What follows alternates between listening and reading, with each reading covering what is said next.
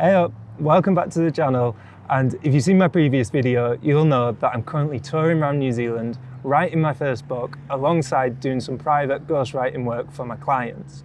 So all of that to say, I've been working from my laptop with and without Wi-Fi, and I've been managing multiple projects and ideas. Technically, I've been working without an office now for over a year, whether that was in cafes and hotel lobbies back in the UK, or here by the lakeside in sunny New Zealand. So after a year of working remote, here are my 5 favourite writing apps for digital nomads going into 2025. So to kick it off, we've got Notion, which you guys already know that I love and I've mentioned in a previous video. But if I jump into the app, here you can see my knowledge vault. And so you can see here, all of my different ideas are broken down into these topics. And as we expand the ideas by opening up the parent and the sub items, you can see that each idea has multiple ideas below it.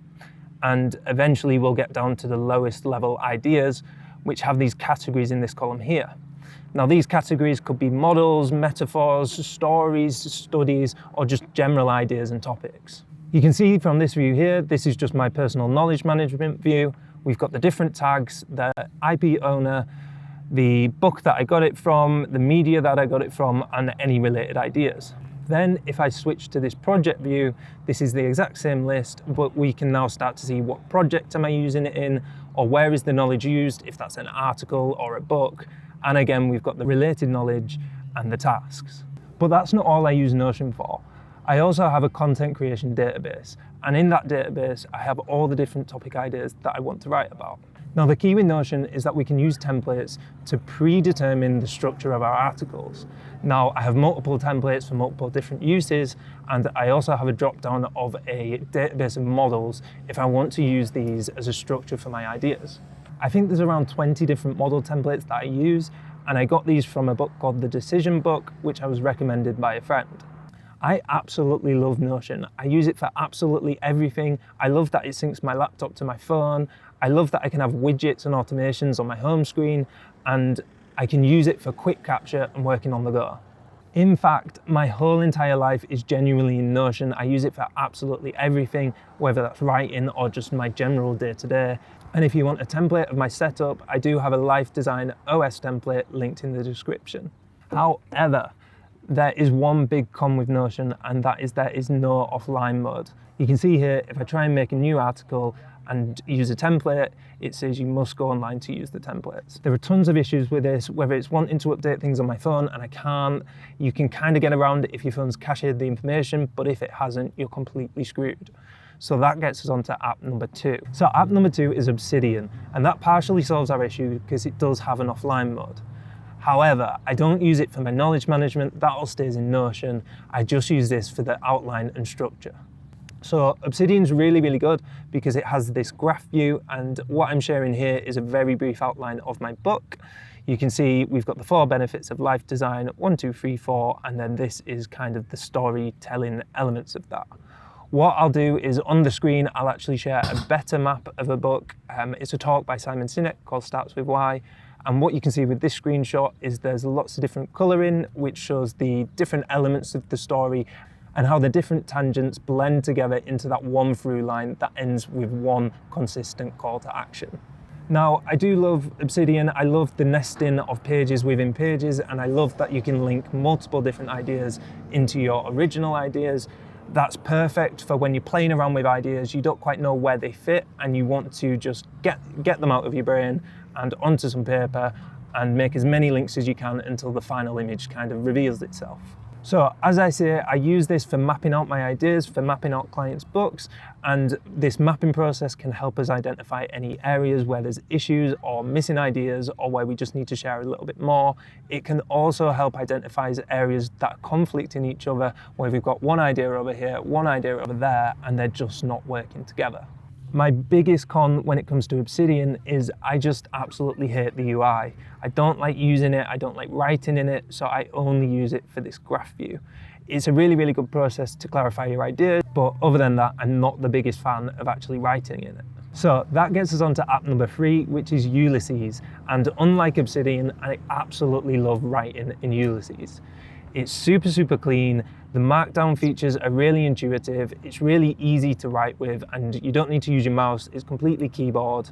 You can just get into the flow and just keep on going. It also has tons of features like your word count. You can set goals, you can monitor your progress, and you can do all sorts of things with tagging and adding annotations and comments and that kind of thing. It also has iPhone sync, so I can type away on my phone and then sync to my laptop once I have Wi-Fi. You just have to be a little bit careful if you've written something on your phone and then you don't want to overwrite it on your laptop before you've synced up. So Ulysses is by far my favorite writing app. It's super clean, I love using it, and it's just super helpful when you need to actually get your writing done. The only con that I have with Ulysses is that it is a paid subscription. And the other two apps, Obsidian and Notion, are completely free, or at least the features that I use are completely free, whereas to access Ulysses, you do need to buy the membership. I think it's around £40 a year, which when you're using it at least once a day, or definitely a couple of times a week, for me, it's definitely worth it, but you have to factor that in when you're making your own decisions. If you're writing for a full-time job, I definitely recommend using it. The price isn't that much when it comes to an annual membership, and hopefully you'll be way out earning that in the long run. Now, this video wouldn't be complete if I didn't mention Apple Notes.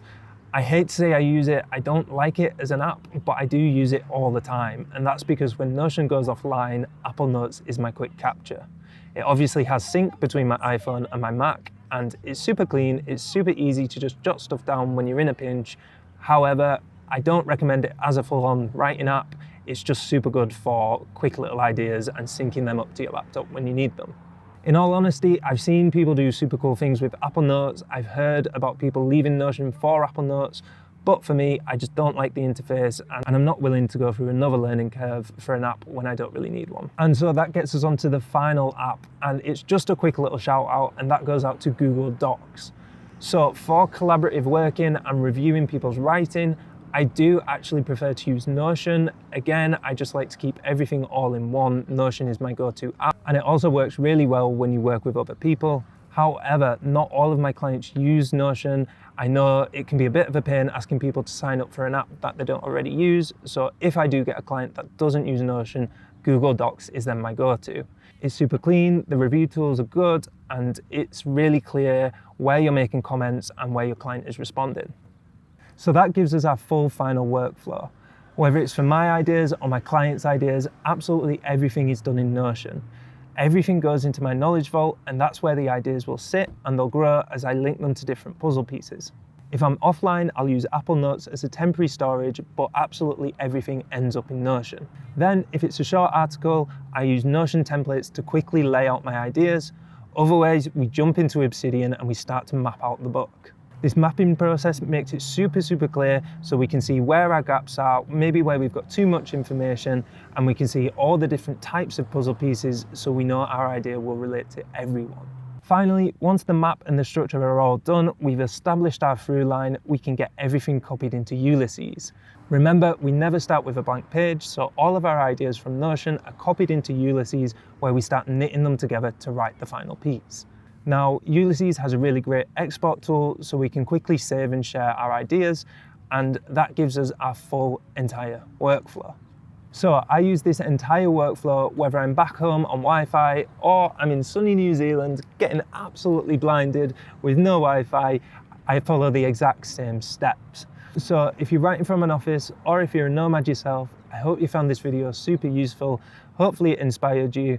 If you've got any questions, please let me know. Or if you've got any suggestions, please feel free to drop them in the comments. Thanks again for watching my content, and I'll see you guys in the next one. All right, peace.